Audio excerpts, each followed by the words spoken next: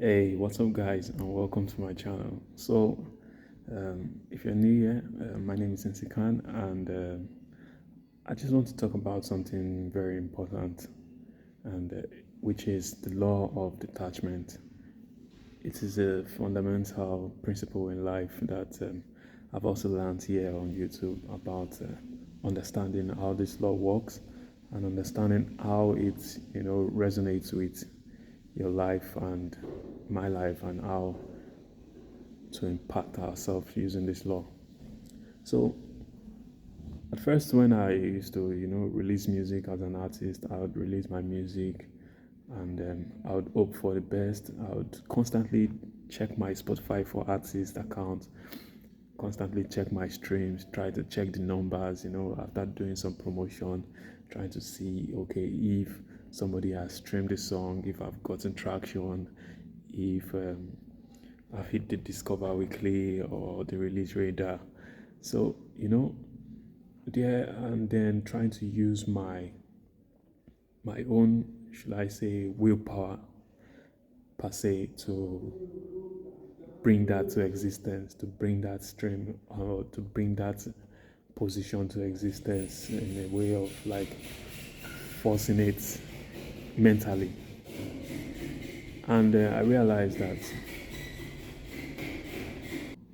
so it was more like a quest to see how I can, use my own willpower to make sure that I get that stream, I get to that position, and always constantly worrying about the fact that what if I don't get this? What if I don't get that?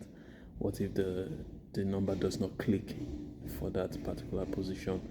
So, but then what I come to realize is the law of detachment is a necessary law that needs to be played in the human life. It's something that you need to adopt as a concept of letting go of the result, detaching from the result. If you've worked so hard for a thing, then it's only right that you believe that it will become yours. It's only right that you believe that the end result is also part of the journey, towards the fruition of that thing. So if I've worked hard to create the music and I've brainstormed, I've come up with that wonderful idea, I was gifted, and it's obvious because the music comes out, people appreciate it. You can tell when people speak good about the music and people are talking about it, they want to hear your next track. It's already obvious that you're made for something more. It's definitely obvious because people will validate your product, your production, or you know, your gift to the world. People will validate whatever is good in this life and whatever they truly appreciate. So that alone is enough, reassurance that you're made for this, right? So if you are able to think about that and believe that you're made for it, why not also think that it's going to be a success? You understand? And then not just thinking about it, but believing it's like 100% that this thing is going to work out, and then detaching from the outcome, detaching from worrying about whether it will or it won't, and just focus on putting out the best work out there, making the promotions, putting the effort, pushing the material out there, but letting go and letting free of the mindset or the possibilities that it may not work out. So when you toss a coin, you know and you have the heads and the tail, the two sides of the coin, there's always a possibility that it goes to the heads, and there's always a possibility that you get the tails, right? But then the fear of getting the tails, the fear of you know things going wrong, you understand? I come to realize that it turns out to be that the fear of worrying that the things go wrong or that the things don't come as you want tend to attract those things to you. So the mind works in a way that that thought that you hold with the highest degree in the mind, you hold it to the highest degree that, oh, I'm not sure I might make this thing work. I'm not sure I can become successful here. I'm not entirely sure. Just the fact that you entertained the doubt that you are not, sure about it.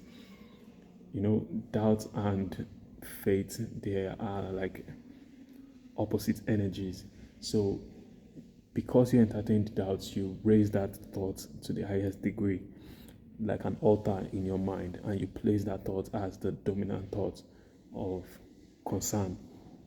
And what that means is that once that thought becomes the dominant thought of concern, it begins to manifest in your life, because that is what you have placed on the altar of your mind.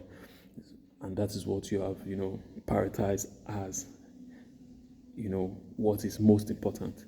So detaching from the outcome of the result is essentially letting go of the possibility that it might not work, letting go of the mindset that it may not, come out the way you want it, and trusting the whole process. While you do your work, while you do your thing, you put in the effort, and you piece things together. You write a book, you promote it. You tell the story, you share the word, share the word out to your people, to people around, to the internet. You put in the 100% work, but you detach from the mindset that will it work? Will it not work? Will I succeed? Will I not succeed? You understand? So, when you let it flow like that, it helps the mind, ease the mind, and, takes away all forms of anxieties and worries and confusion about, possibilities and all of that. And, it's understandable when people obsess over the outcome, because that thing, if it works, it's going to be a game changer for you. It's going to be the one that determines whether your life will change, and the story will become a new one, and people will start to resonate with you. The money keeps coming, and your life is on another level. But then, if you truly believe that you have done the right work, why not accept the belief that it was already yours?